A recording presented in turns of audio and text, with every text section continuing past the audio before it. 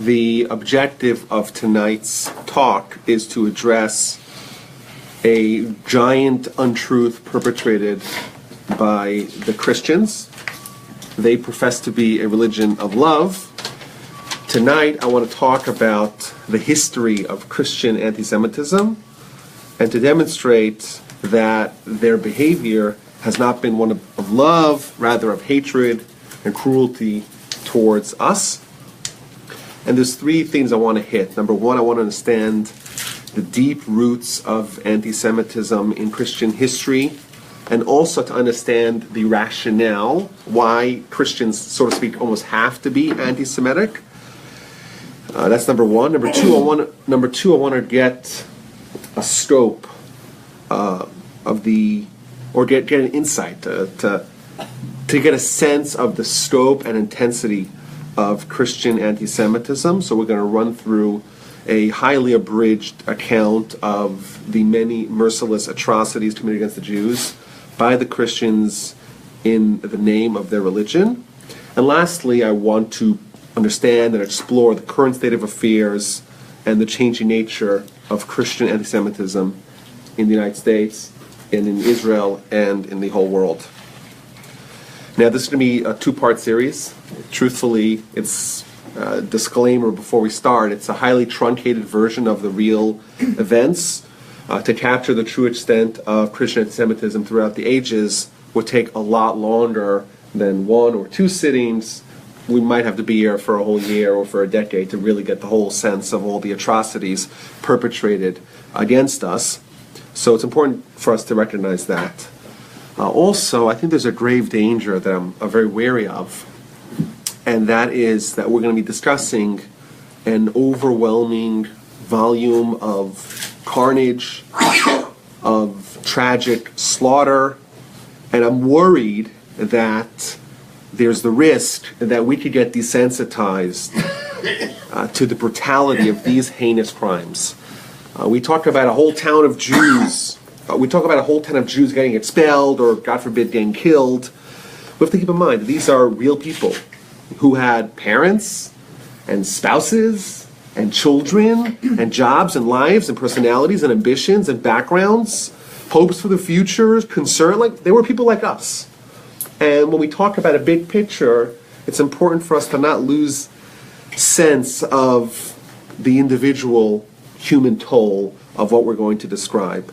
These people, their lives were upended. Many of them their lives were tragically ended by violent anti-Semitism, and we cannot lose sight of that by trying to look at the big picture. I want to begin by understanding the background to the discussion. It seems to me that Christian anti-Semitism was inevitable. And indeed, you go back to the earliest records of the Christian fathers, it's very clear that the Christian fathers were unabashedly Jew-hating. The formative teachers and codifiers of Christian philosophy, the codifiers of Christian doctrine, they formed the Christian attitudes towards Jews, and from right away, from the very beginning, it was virulently anti-Semitic. In regular ongoing sermons and writings, the Jews were repeatedly tainted as heretics, as being greedy, shameless, rapacious, blasphemers, non-believers, murderers of JC and Christians, people who are bound for hell and eternal damnation, people that ought to be punished and are being punished for their sins. There's an entire book written on the early Christian fathers and their anti-Semitic views. I want to take a few choice quotes that I think capture the sentiment of the hatred demonstrated by the early church fathers. This is from St. Gregory. Quote, "Jews are murderers of the Lord, assassins of the prophet, rebels against God, God-haters, advocates of the devil, race of vipers, slanderers, dark-minded people, leaven of the Pharisees, Sanhedrin of demons, sinners, wicked men, stoners, and haters of the righteous." Seems pretty clear what their position on this issue is. St. Jerome, he was the one who actually wrote the definitive translation of the Bible, he succinctly summed his attitude towards the Jews, quote, "I loathe the Jews with unfathomable hatred." So much for a religion of love. Now, it's important for us to note that this is not just anti-Jewish rhetoric. The church promulgated anti-Jewish legislation. They induced and encouraged riots and expulsions and synagogue burnings all the way from the beginning. So, of course, we're going to spend the majority of our time talking about what happened in the Middle Ages and the medieval times and beyond. But even early on, right at the introduction of Christianity to the Roman Empire, we do see that the church and its leaders actively, directly and indirectly cause not just rhetorical harm, but actual harm to the Jews of their locales. So, for example, in Egypt, Saint Cyril became the Patriarch of Alexandria right away. He initiated a series of measures against Christian heretics, of course, including Jews. So he personally whipped up a frenzied mob that caused the Jews of the town to flee. Synagogues were burned. Jewish homes, Jewish businesses were torn down and pillaged, just right away from the get-go. In Italy, famous episode happened in Italy. There was a bishop who oversaw the burning of a synagogue, and the Roman emperor, Theodosius, he ruled that the people that did the damage against citizens had to pay and rebuild the temple. And Saint Ambrose, who was one of the founders of Christian doctrine, he defended them, and he wrote in a famous letter to the emperor, "There's no adequate cause for the people to be punished for burning down of the building, much less, since it's the burning of a synagogue, a home of unbelief, a house of impiety, a receptacle of folly, which God himself has condemned."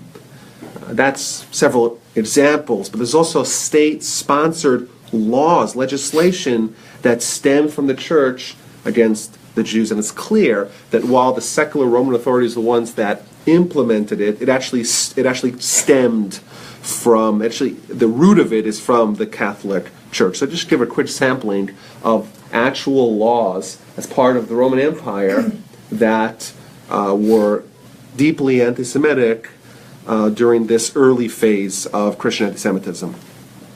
In 363, Christians were not allowed to accept gifts from Jews, nor to celebrate feasts with Jews. In a little bit later on, the Codex Theodosius, it's essentially a compilation of laws. Jews were not allowed to marry Christians. Jews were not allowed to have multiple wives. In 418, Jews were not able to testify against Christians. Jews were not allowed to join the military. Jews were forced to observe Christian holidays. Jews were not allowed to convert Christians to Jewry. Doing so would result in them being burned alive. Later on, in the Bishop Council of 517, Jews were not allowed to eat at the same table with Christians. So we see right from the very beginning, before really the high point, or the low point of Christian anti-Semitism in the most recent millennium, we already see heavy Christian anti-Semitism. The question is why? And it's clear to me, and I mentioned this earlier, that the Jew-hatred is a fundamental theological principle of the Christian faith. The idea behind Christianity is that Judaism and the Jews being the chosen people and the divinity of the Torah is not being questioned. Yeah, they are willing to accept. The Jewish people had a Torah, and we had a mandate from God to change the world, but we messed up, we didn't accept JC, and we lost it. And the Old Testament was scrapped away, and we have a new one. It's been upgraded, and the last one has been thrown away. But they faced a massive problem with their theology because the Jews are enduring. And the continued endurance and existence of the Jews, even after they're supposed to be discarded from their role in history, presented a major problem. So St. Augustine, in a very early Christian theologian, he devised the solution.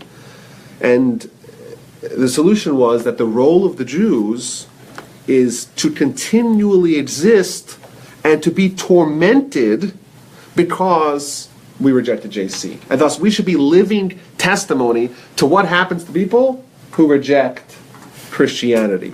And the quote that he wrote, "The humiliation and degradation of the Jews is precisely the evidence to their falsehood and to our Christian truth." Thus, hatred of Jews is in fact testimony, all the way going back to the early development of Christian doctrine, for the truth of Christianity. And thus, the more Jews are marginalized, the greater evidence they have that they're right. And thus, us being punished is actually proof and evidence for the veracity of their religion. So it's ironic here. A religion that claims to be one of love, it actually depends upon the hatred of others to be evidence for the truth of their religion. Now, of course, the Jews never accepted the absurd notion that some Jew who lived 2,000 years ago is God. It was insane to us then, it's still insane to us now. And the Christians never forgave us, and they chose to torment us as a result. But I want to, before we really get into the nitty-gritty here, and the meat and potatoes of the discussion, we have to stress this point again and again. Jew hatred is a fundamental, necessary, inextricable tenet of Christian theology from the very beginning. And once we understand that, we could understand the sad course of the history of Christian antisemitism more clearly. So, for example, if you need the Jews to suffer in order to support your belief in your own religion, is it a shock that you may turn a blind eye and not grieve too much when there's a Holocaust that's trying to eradicate the Jews? Why would you? Why would you mourn over that? Why would you try to stop that when the more grievous and the more heinous and the more complete the destruction of the Jews, the more you have to hang your own religious hat on? This is actually emboldening the Christian claim. So why would they try to stop that? Now, I think also it's important to look at this from the Jewish sources. According to the Jewish sources, we look at Christianity as an extension of Edom, which is Esau, Jacob's twin. And thus, if you look at the development of Jacob and Esau, Yaakov and Esau, the conflict between Judaism and Christianity goes all the way back to Jacob and Esau in utero. And it's clear, you look at the sources in Genesis, that this conflict is, again, unavoidable. So, for example, when Rebecca she is in gestation and there's a lot of chaos internally, she goes to speak to the prophet, and the prophet tells her in Genesis chapter 25, two nations in your womb, two regimes from your innards, they'll go their separate ways. The might shall pass from one regime to the other, and the elder shall serve the younger. So this critical line, the might shall pass from one regime to the other. Rashi tells us, Rashi quotes the Talmud, that Jacob and Esau will never be equal in power. When one rises, the other inevitably falls. So indeed, the Christians are right. Our prominence is indeed undermining theirs. And the way it's told elsewhere in Jewish sources, two kings cannot use the same crown. We cannot have two nations that claim to be the people of God and the ones with the mandate to change the world at the same time. You only have one king with one crown. Indeed, if you look a little bit later on in Genesis, when Jacob and Esau meet again after Jacob has his whole family, there is the reunification of the two, and Esau, he hugs and he kisses his brother. When you look in a Torah scroll, and indeed in the Chumash, you'll notice there's a bunch of dots on top of the words, and he kissed him. And the question is, what do those dots mean? Typically when the Torah has dots on top of a word, it's used to minimize the effect of that word. So Rashi brings two opinions as to what this means. One opinion is that Esau really hated Jacob, and when he kissed him, it wasn't with the full enthusiasm. It wasn't entirely out of love. It wasn't a complete heart. That's one opinion. Another opinion Rashi brings, and this is a famous line, he quotes Reb Shimon Bar Yochai, it's a halacha, it's a principle, an immutable principle of Torah, that Esav hates Jacob. However, in this particular instance, his emotional love temporarily overcame his hatred. But it's interesting. Regardless, both opinions agree that under normal conditions, Esau is going to hate Jacob. The only argument is whether in that particular event, when they met after 20 years of being separated, was that hug and kiss, was that done out of full love or not? But either way, everyone agrees that under normal conditions, there exists fundamental hatred between Jacob and Esau. And importantly, another third element of this is that how do you deal with this hatred? What's the methodology of mediating this conflict? So we're told again that Jacob, when Jacob usurps the blessing intended for Esau, Isaac famously says, Yadayim edei Esau, the kol Yaakov, the voice is the voice of Jacob, and the hands are the hands of Esau. Our methodology of conflict resolution is that we use our voice, we use reason, we use peaceful methods and civil ways of engaging with other people.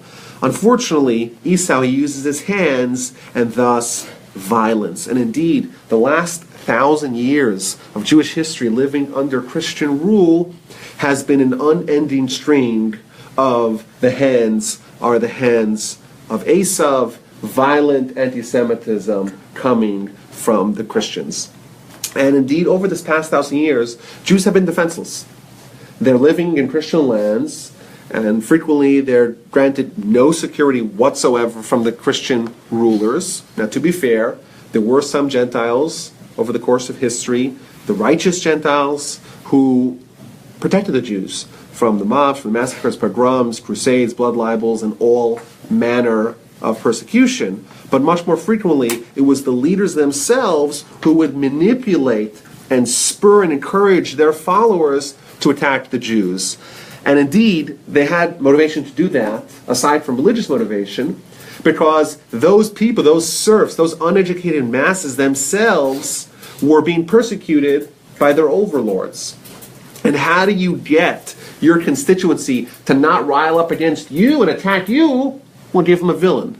Give the persecuted someone to persecute themselves, and thus the pent-up religious, political, and economic frustration of the people can all be let out on the Jews to pillage, to loot, and unfortunately to kill the Jews. And of course, they have a long list of excuses why they would do that. Namely, the Jews are stubborn, they're not accepting their God.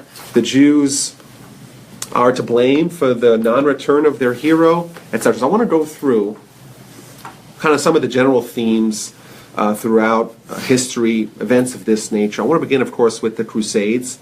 Crusades was the first large-scale event of Christian anti-Semitism of the past millennium. And we've spoken about it previously. In the year 1096, Pope Urban II makes a clarion call to all the Christians, ostensibly, to go reconquer Jerusalem from the infidels. He promises everyone who joins, they get, first of all their sins are forgiven, and of course they could have a huge share of the booty. A huge force of knights and other soldiers and peasants are amassed. And along the way they figure, hey, we're traveling from all across Europe to Israel, why don't we take care of some infidels along the way? And unfortunately, they massacred and pillaged Jewish communities. The three major towns of the Rhineland, Speyer, known as Shapira, Vermeiza, Worms, and Mainz, were all destroyed. And they began another practice that would be part of their modus operandi of the next 1,000 years, forced baptisms. They finally got to Jerusalem. They managed to conquer it. How do you celebrate such a victory? You herd all the Jews of Jerusalem into the synagogue, you burn it down, and thereby they destroy the Jewish population of Jerusalem. All told, the First Crusade resulted in the murder of somewhere between 10 and 25,000 Jews. And like we said, it was the first event of this scale that's going to really essentially kick off, it's going to open the floodgates for a whole millennium of Christian persecution and anti-Semitism. I want to quote for you something found in the Talmud, in the Tosfos, commentary on the Talmud, from this era. They lived in France and Germany during this time, and there's a very famous teaching in the book of Kiddushin, where the Talmud tells us that a father is not allowed to marry off his daughter while the daughter is still a minor. Even though technically he is legally allowed to, he's encouraged not to. And the Tosfos has a famous statement, and he says, nowadays, we do marry off our daughters when they're even when they're minors, because every single day the exile gets stronger and stronger. And if someone has the capacity to marry off his daughter and then to give her a respectable dowry and get her married off, he should do it right away, because you don't know what's going to happen tomorrow. You don't know if there's going to be a mob, a swarm of people going to take you. You don't know what's going to happen. Your life is not at ease. You can never be sure in the security of your current status. If you need to do something, don't delay, do it right away. Now, throughout Christian Europe, Jews would be subject to centuries of torment and persecution, and frequently in various different countries, after many centuries of persecution, it's going to end with expulsion. I want to begin with England. England has the ignominious distinction of inventing a particularly fiendish form of anti-Semitism that became very popular, and that is the blood libel. In 1144, the Jews of the city of Norwich were accused of the ritual murder of a young boy. They found him dead, and they made a claim that there's this international council of Jews that every year, in order to usher in the Mashiach, the Jews say we have to kill at least one Christian, crucify him, and drain their blood.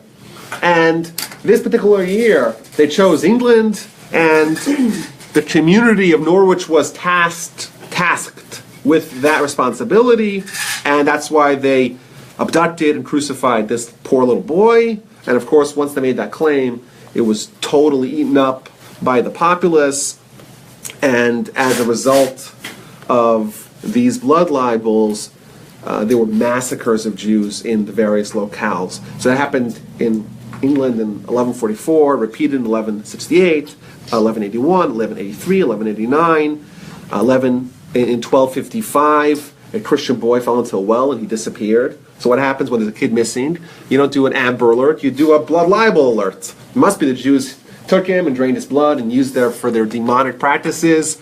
And unfortunately, 100 Jews were massacred and slaughtered before they actually found the kid who fell into the well.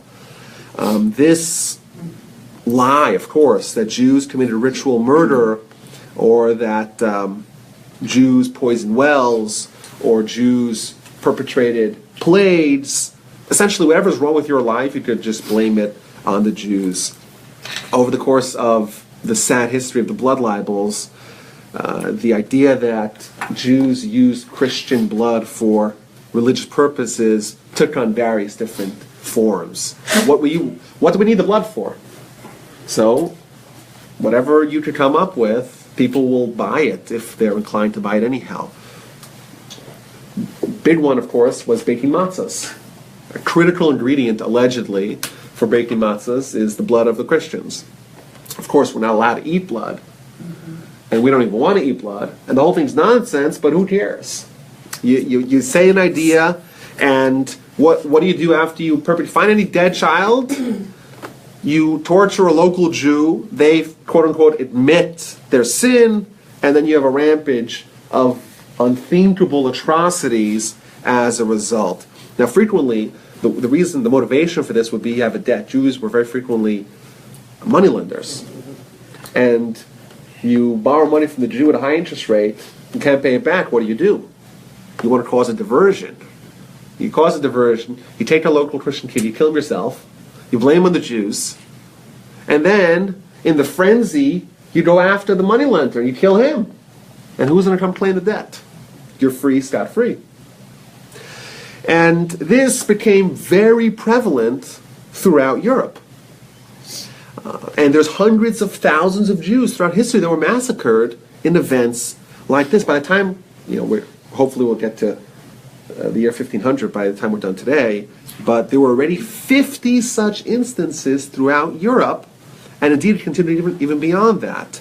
Today, in Arab media, the notion of Jews consuming the bloods of non-Jews is still widely disseminated.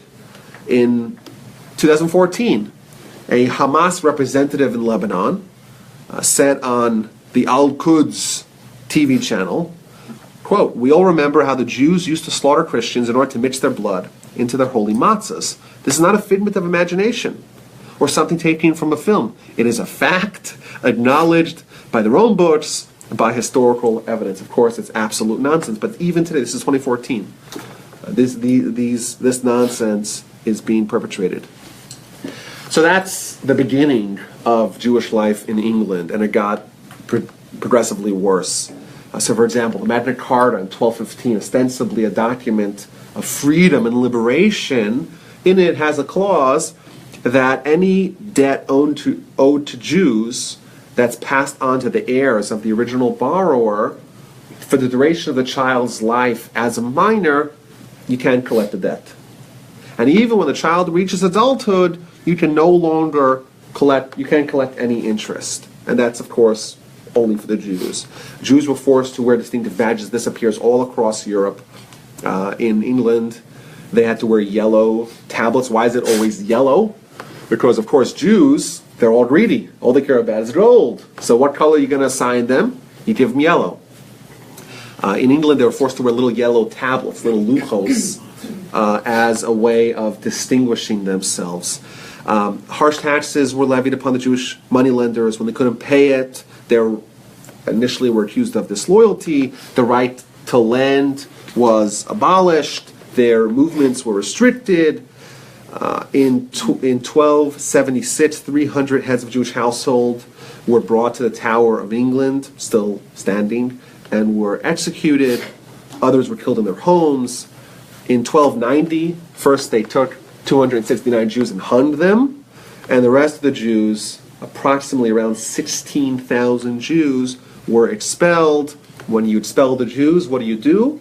You take their property, you take their possessions, and it's yours. What are they? They can't do anything about that. And this is going to be the first general expulsion of Jews in Europe, and it's indeed interesting. Until 1655, the middle of the 17th century, Jews were not allowed to live in Europe, in England.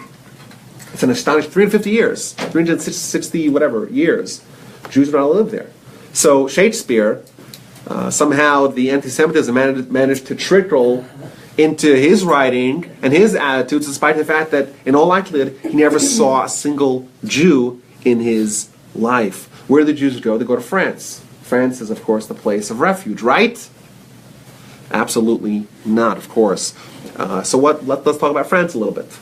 In France, in the year 1181, randomly, the king once decided, I'm going to just arrest all the Jews, take all their money, randomly, in 1181, with no warning. In 1182, he had his initial expulsion, but that didn't last for that long. After a little bit, their economy tanked, and 16 years later, he welcomes the Jews back. And in France, in the 1240s, the famous episode of the Disputation, we'll get to it in a little bit, regarding the Talmud.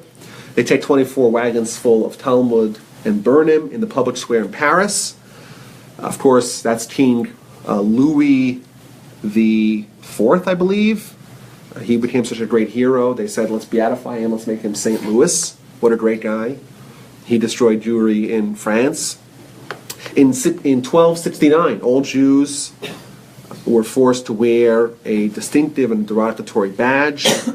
And of course, in 1306, the King Philip the Fair, very fair of course, he was broke. What happens when you're broke and you're a medieval king who has a significant population of Jews living in your jurisdiction? You banish them. You take forcible possession of all their property, real and personal. And that didn't last, of course, because this is the pattern. It happened in France again and again. You kick the Jews out, your economy tanks, because they're the ones who know how to do finance. And in the year 1315, the Jews are invited back for only a period of, like a trial period of 12 years, and that's the way it continued. They're invited back, and they're kicked out, and back, and they're kicked out. And that is the sad story of Jews living in France in the early part of the most recent millennium. What about Germany? In 1241, the Jews of Frankfurt were all killed. The same fate happened to the Jews of Munich in 1285. In 1287, there was a famous episode of another blood libel in Germany. A kid was killed, blamed on the Jews, and 500 Jews were killed in revenge. And it had a series of blood libels that ensued. But nothing paralleled the Rheinfleisch massacres of the 1290s. In 1215, in the Fourth Lateran Council, they developed an idea called the transubstantiation. Essentially, to take food consumed in a church and declare upon it that these crackers are actually the body of JC and the wine is the blood of JC. That was their idea. I guess it was a fundraising ploy of some sorts.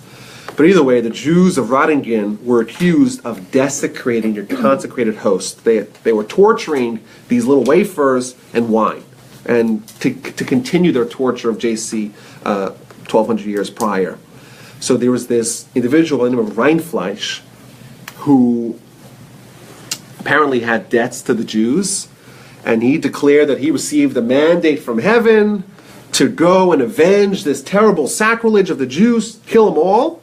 And he, on April 20th of 1298, incidentally also the birthday of Hitler, many years later, he took all the Jews of Röttingen and burned them on the stake, along with his frenzied mob.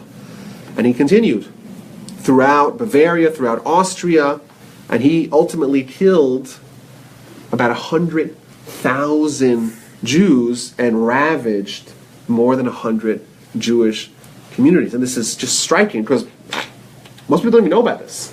That in the end of the 13th, early 14th century, there was such heinous, horrific mass murder perpetrated by Christians against Jews. It's unfathomable, and the numbers are staggering. In Nuremberg, for example, where the Jews were trying to hide from this mob, and they went into this fortress. You can still go visit it today. And there were some Christians that were trying to help defend them. But this mob, this Rheinfleisch mob, they overcame the defenders, butchered everyone, including one of the great commentators of the Talmud, Mordechai ben Hillel, who wrote the famous Mordechai commentary of Talmud. The only communities that survived this massacre were those in Regensburg and Augsburg, who were protected by the local city.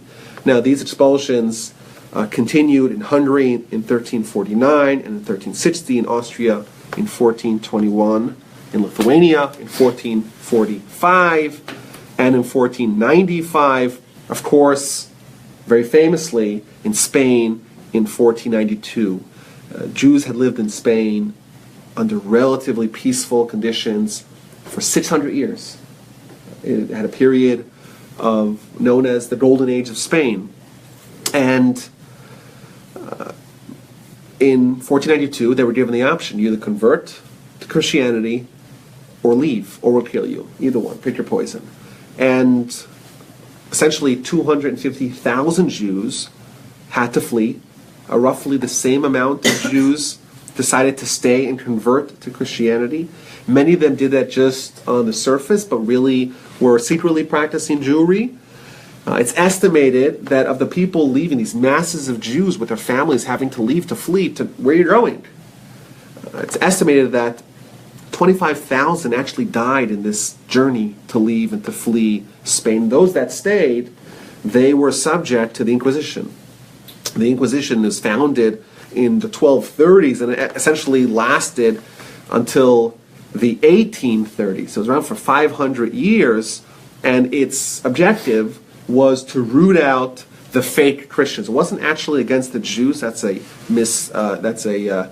common misconception, that it was there to target the Jews. The truth is, it was there to target the secret Jews, the Marranos, people that professed to be Christians but weren't really so. And of course, over the course of the ensuing hundreds of years, many Jews were persecuted for secretly being Jews with horrific ways. They were tortured. They were publicly burned in these massive autos de fe, these acts of faith. And the Jews that had fled had to find new homes elsewhere in Turkey, North Africa, and Italy. Those are, of course, the Sephardic Jews that we have today. Sephard is from Spain. Those are the Jews that had to flee. In Portugal, in just a couple of years later, in 1496, the King of Portugal, he wanted to marry the daughter of Isabella, the Spanish monarch. As a condition of their marriage, he had to agree to expel his Jews. Ultimately, they didn't expel them, but they did do forced conversions. They didn't expel all of them. They did forced conversions on many. The chief rabbi of Portugal at the time, he refused to convert, and in classic medieval Christian Semitic fashion, they buried him in earth up to his neck, and they just allowed him to die of thirst and starvation, which he did after 7 days. Now, there was another strain of anti-Semitism in this time, and that is Jews are vilified and Jews are scapegoated. Anything that goes wrong, you can blame it on the Jews. And this is manifest more than any other instance in the Black Plague that swept through Europe in the 14th century. Now, our best estimates of how many people died is around 25 million people over the course of half a century.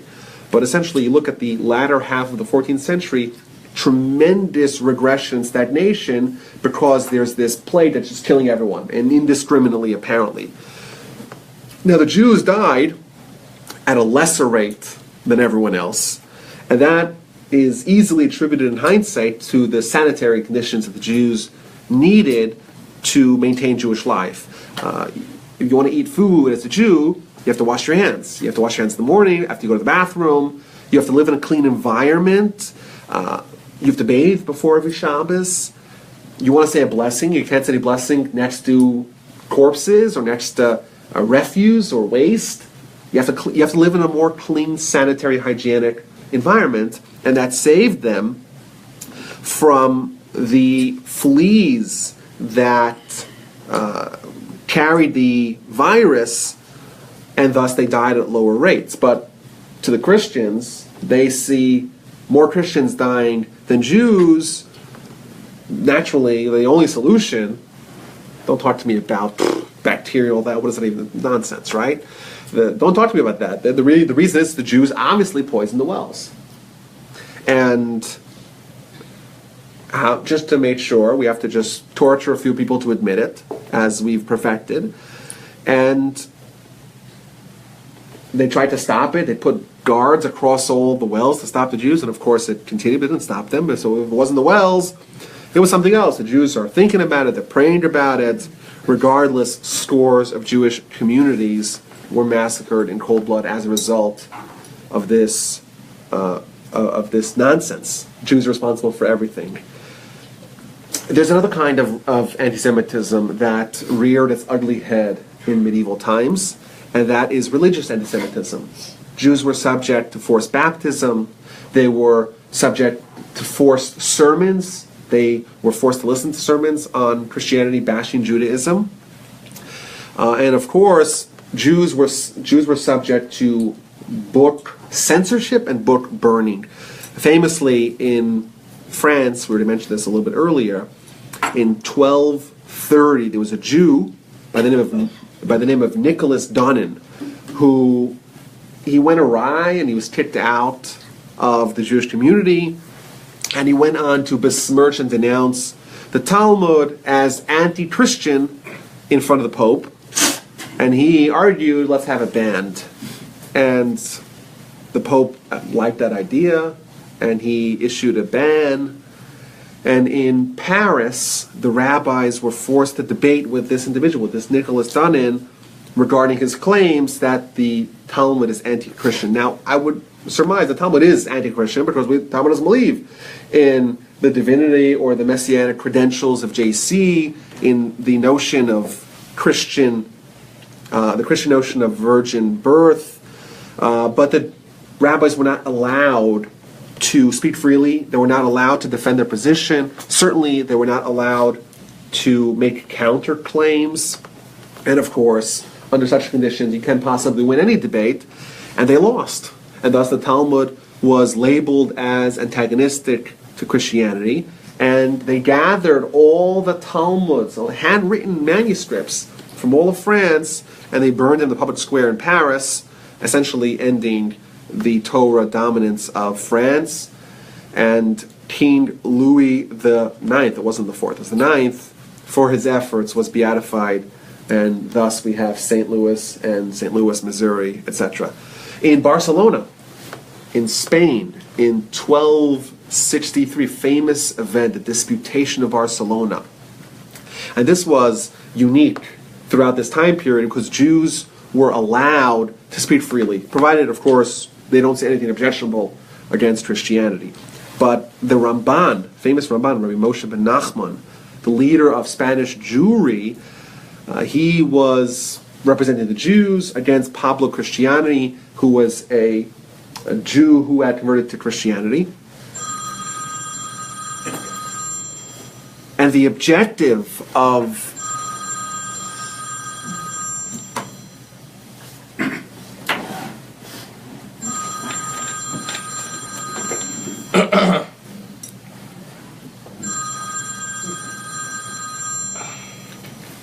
your fault. Oh.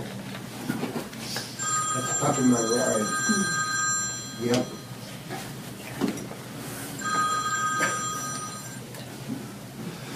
And the objective of these disputations was to prove the veracity of Christianity from the Jewish writings themselves, from the Tanakh and the Talmud. And the church was so convinced that they're going to have this imminent victory and there's going to be these swarms of Jews to baptize. And of course, the exact opposite happened. The Ramban, freed from the constraints that held previous debaters behind, he trounced them over 4 days. In fact, he wrote a book called Sefer Vikuach, the book of the disputation, where he wrote essentially the minutes of these arguing, of these debates, and it was a clear and a convincing and a final refutation of Christianity that it was indeed used throughout the generations. He would argue, for example, well, JC was a Jew, and his contemporaries rejected him. Well, if they rejected him, why should we accept them? He brought voluminous biblical textual evidence that we're not living amidst the Messianic age. And indeed, after the debate was concluded, the king declared, and this is written in Rabban writes this himself, the king declared, I have never seen a man so wrong argue his case so well. And he gave him 300 gold coins. But of course, that Shabbos, the king came to the shul and he gave a lecture to the Jews while they only convert to Christianity. Sometimes evidence is not enough. Apparently that's true here as well. The Ramban responded why it's so absurd to convert to Christianity. Ultimately, he was pressured to flee. He had to flee, and he left, and he actually died in Israel. In 1553, in Italy, thanks to Pope Julius III, all the copies of the Talmud were confiscated. They went to house search, and they burned them in a huge fire on Rosh Hashanah. Today, in the Piazza Navona in Rome, there's a plaque commemorating this event that has the words of the Talmud in Avodah Zarah, page 18, famous words of Reb Chanina ben Teradyon when he was burned with the Torah scroll, that the scrolls are being burned, but the letters are flying up to heaven. Now, there is a myth about Christian anti-Semitism that the church leaders and the Pope and all those people, they were really trying to stop it with everything they had. It was just the rabble-rousers, the whippersnappers, the ones who were trying to get the frenzied mobs to do things. Those were the real causes for the anti-Semitism. So this is a whitewashing of history.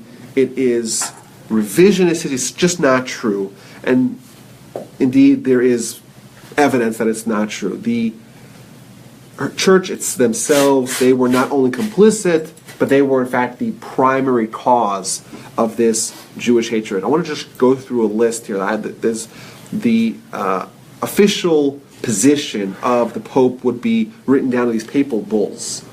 And we have a list here of anti-Jewish papal bulls, official stances from the Pope. I want to run through a few of them here. This is like a small fraction of the whole list. So, for example, in 1205, a papal bull declared Jews are not allowed to eat together with Christians. In 1228, all the debt of the Crusaders owed to the Jews, all the interest was canceled, and they were granted a moratorium on when they could actually pay back the principal. 1244, Talmud to be burned. 1278, conversion ceremonies for Jews, or conversion sermons for Jews. 1423, renews the law requiring Jews to wear badges. 1442, all testimony of Jews against Christians is invalid. 1555, establishing a ghetto. Jews are not allowed to practice only unskilled jobs. They could be second-hand dealers, they could be fishmongers, but they can't be pawnbrokers or be moneylenders. 1584, 150 Jews have to attend weekly conversion sermons, and on and on and on. Indeed, I think one thing's clear in part one, that unprecedented hatred of Jews resulting from the Christian anti-Semitism is clearly on display throughout history. It's not something that's so much fun to talk about now, because thankfully we don't live in those times, even though a student of history knows that the one constant is anti-Semitism. The degree of how much it's manifest depends upon the time and the era and the place. In fact, in the United States today, there's more hate crimes perpetrated against Jews than any other minority group. Even today in the United States. Of course, things are a lot better, thankfully, but it's clear, at least in part one, that the notion that Christianity is a religion of love is contradicted by facts, and it's contradicted by history. Our nation has suffered tremendously by acts of hatred from these people, and I think it's important for us as we study Jewish history to learn about these stories and to maybe try to see what the lesson is. Now, next week we're going to talk about the most recent 500 years of Christian anti-Semitism. The Jews, of course, are going to migrate away from Portugal and Spain to places like Poland and the Ukraine, eventually Russia and Italy. There's going to be the Protestant Reformation. It's going to change the role of the church and the power and authority of the church. And of course, the most reprehensible genocide in all of human history has its roots in 1,000 years of Christian anti-Semitism. And I'll take any questions now. Remember 6 o'clock next week. Yes. Any questions? Okay, any questions? No questions.